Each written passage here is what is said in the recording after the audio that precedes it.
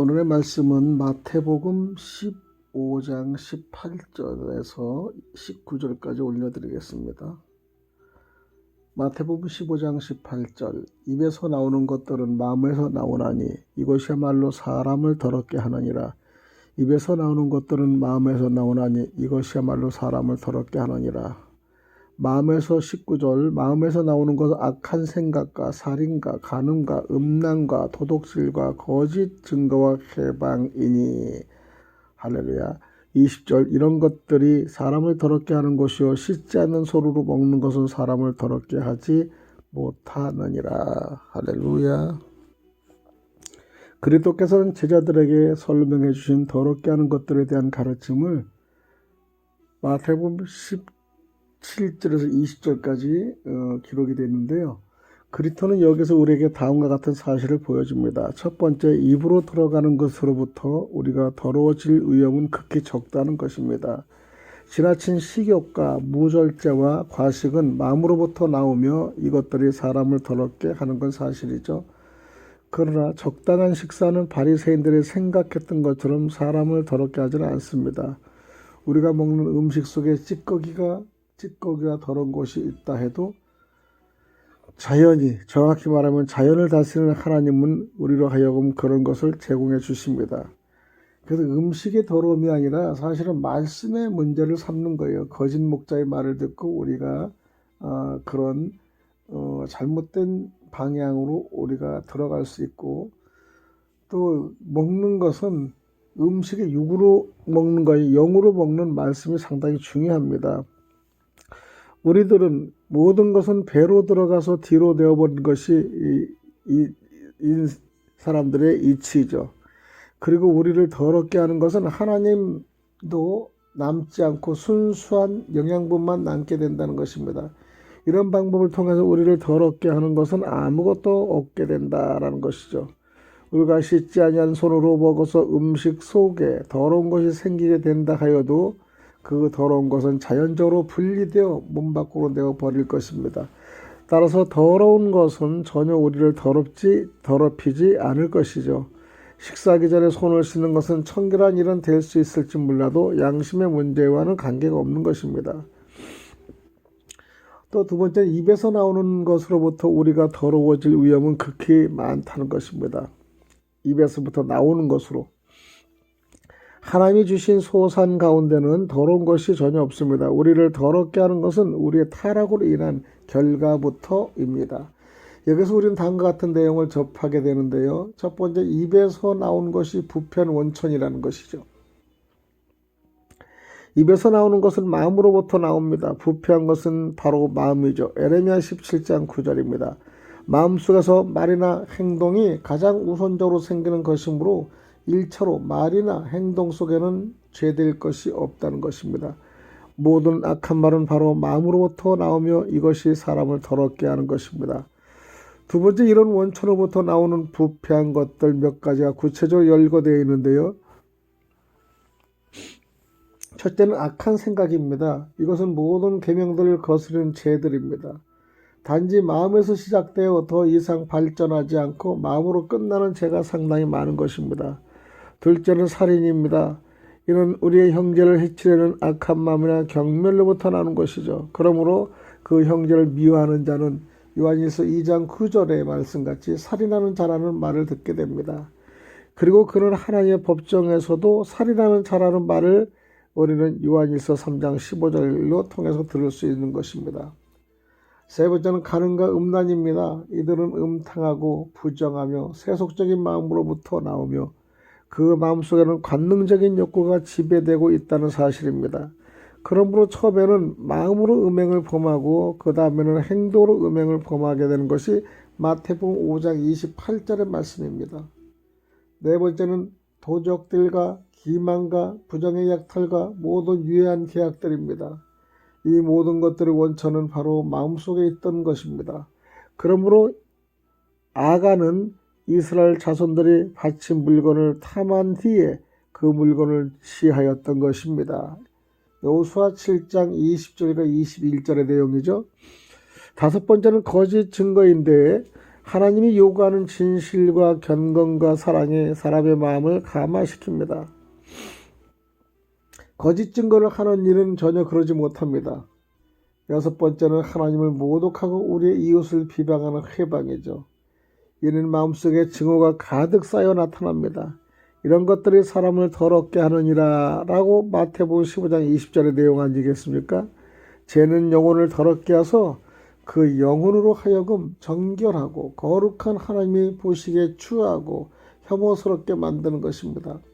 다시 말해서 죄는 그 영혼으로 하여금 하나님과 교제를 나눌 수 있는 자격을 잃게 하는 것입니다. 그러므로 이런 것들은 우리가 주의를 기울여 피해야 할 일입니다. 그리고 우리는 그런 것들을 향해 접근하는 모든 것들도 마찬가지로 주의를 기울여 피해야 합니다. 손 씻는 것을 강조해서는 안 된다는 것이죠. 그리스도는 끝으로 씻지 않는 손으로 먹는 것은 사람을 더럽게 하지 못하느니라 라고 말씀하시는 겁니다. 손을 씻는다 해도 사람이 하나님 앞에서 더 나아질 수 없으며 또한 손을 씻지 않는다 해도 더 나빠지지는 않는다는 것을 얘기합니다. 즉 이것은 믿음입니다. 우리가 행동으로 육신에 손 씻는 것이 중요하나 사람의 입에서 나오는 말, 그 다음에 우리의 생각과 우리의 모든 그 믿음의 기준입니다. 그래서 우리가 영으로 우리가 하나님의 말씀을 확인해야지 영이하는 이 걸로 말을 하면은 우리는 보이는 것만 형상으로 이야기하면 우리는 그런 생각을 할 수 있는 것이죠. 그래서 우리는 입에서 나오는 것들은 마음에서 나오나니 이것이야말로 사람을 더럽게 하느니라. 우리는 생각의 잘못된 그 다음에 우리는 그런 걸 볼 수가 있죠. 그리고 우리는 입에서 나오는 말씀이 우리는 얼마나 중요한지 몰라요. 말씀.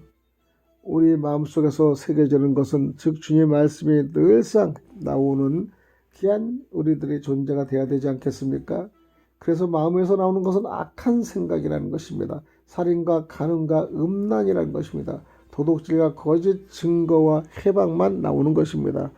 그래서 이런 것들이 사람을 더럽게 하는 것이라는 것이죠. 씻지 않는 손으로 먹는 것은 사람을 더럽게 하지 못한다는 것입니다. 자기가 씻지 못하면 자기 속의 몸만 좀 더럽다고 생각하지만 전파는 바이러스는 되지 않는 겁니다. 사람의 마음이 우리는 사람을 더럽게 하는 것이 씻지 않는 것이 중요한 것이 아니라 우리의 생각과 관념, 그 다음에 더러운 말로 상대를 죽이는 것. 우리는 말로 상대를 죽일 수가 있잖아요. 그래서 우리는 이 믿음의 말이 얼마나 소중한지 모른다는 것을 다시 한번 우리가 깨닫는 시간이 되어야 되지 않나 생각을 합니다. 마태복음 15장에서 보면은 사람의 말과 하나님의 말씀의 관계는 15장 1절 6절에 있는데요. 인간의 말보다 먼저 하나님의 말씀을 지켜야 된다는 것입니다. 우리 행동 순위가 하나님의 말씀을 먼저 지켜야 되는 거예요. 하나님의 말씀은 그 어느 것보다 우선되어야 합니다. 그 반대일 때는 교만한 인간의 모습이 드러나게 되는 것이죠. 또 예수님께서는 유대 종교 지도자를 책망하신 이유가 1절에서 20절까지 15장인데요. 율법의 근본 정신을 무시한 채 전통과 형식의 얽매인 외식 때문에 우리 이 외식주의자들이 많죠. 너무나 율법에 취해 있어요. 유전에 취해 있어요. 이들은 랍비의 해석을 기뢰화시키고는 장로들의 유전을 내세우고 있기 때문이죠. 이들은 예수님의 참 존재와 복음의 정신을 깨닫고 하나님의 참 진리에 대한 자신들의 참 신앙의 결로와 인간적 탐욕과 위선을 똑바로 볼 수 있어야 합니다. 그래서 우리는 사람을 더럽게 하는 것은 마태복음 15장 11절에 입으로 들어가는 것이 아니고 입에서 나오는 것이다 라고 합니다. 하나님은 인간의 외적인 모습을 중요하게 생각하지는 않습니다. 하나님은 인간의 깨끗한 영혼을 기뻐하시는 것을 우리 스가랴 9장 3절 6절의 내용입니다.